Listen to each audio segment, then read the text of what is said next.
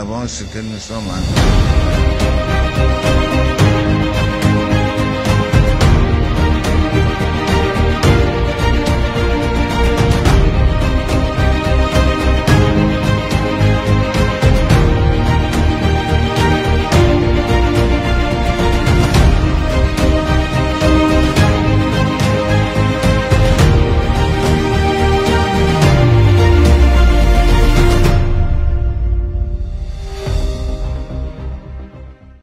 Je me rappelle une fois, un soir, il me dit, mais toi,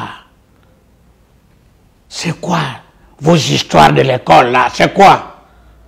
Je dis, c'est quoi, monsieur le président? Mais tu m'as fait une lettre là.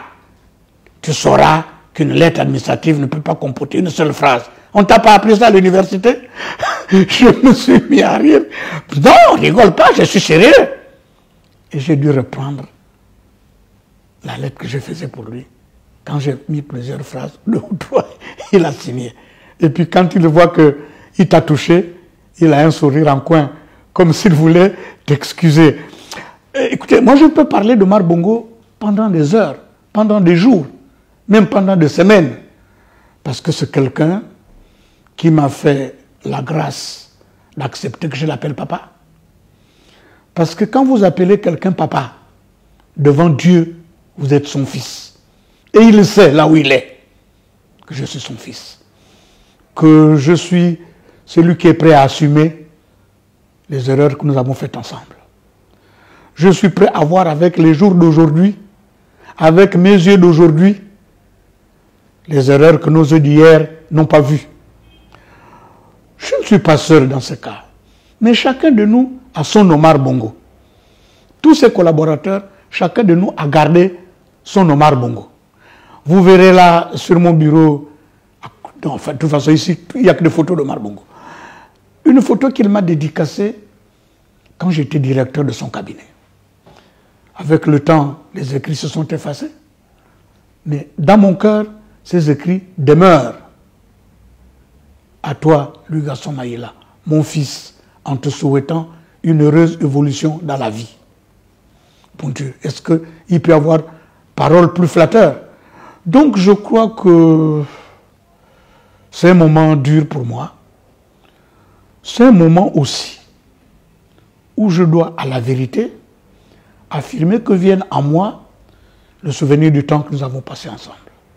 Le souvenir des choses que j'ai dû faire sous sa dictée, sous son orientation, sous son autorité, que je ne renie pas. Bien sûr, nous sommes 2 hommes. Il peut se trouver que le matin, vous êtes d'accord, le soir, vous ne l'êtes pas. Mais ça n'efface pas les moments intenses que vous avez passés ensemble.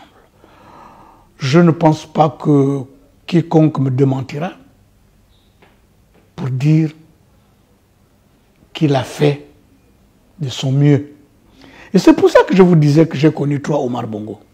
Celui de nos débuts, celui de notre parcours à mi-chemin et le dernier que d'aucuns diraient aujourd'hui, dans son évolution, n'était plus le même qu'au début. Mais ça arrive à tout le monde. Et je crois qu'en disant que j'assume tout ce que nous avons fait ensemble. Si nous avons fait des erreurs, je suis prêt, moi, lorsque quelqu'un me démontrera que ça a été une erreur, de dire oui, errare humane est. Nous ne pouvons pas nous exempter d'erreurs ou de comportements qui soient blâmables. Ça dépend aux yeux de qui. Donc c'est un anniversaire de souvenirs, de douleur aussi. Et si je termine, c'est pour dire qu'il est éternel. Vous savez, monsieur, la chose qui est plus forte que la mort, c'est la présence des morts dans la vie des vivants. Ce sont ces choses qui vous reviennent. Ce sont ces choses que vous avez partagées et qui restent en vous. Donc, merci de me faire l'honneur de m'interroger à l'occasion de ce 10e anniversaire de cette séparation douloureuse. Je crois pouvoir dire que son empreinte indélébile pendant des années restera sur le Gabon. Ce n'est pas la peine de le nier. Et je suis de ce qui, orphelin, dans mon cœur, portera toujours son deuil. Mais Dieu ne nous a pas donné les pouvoirs de faire du Gabon ce que nous sommes en train de faire.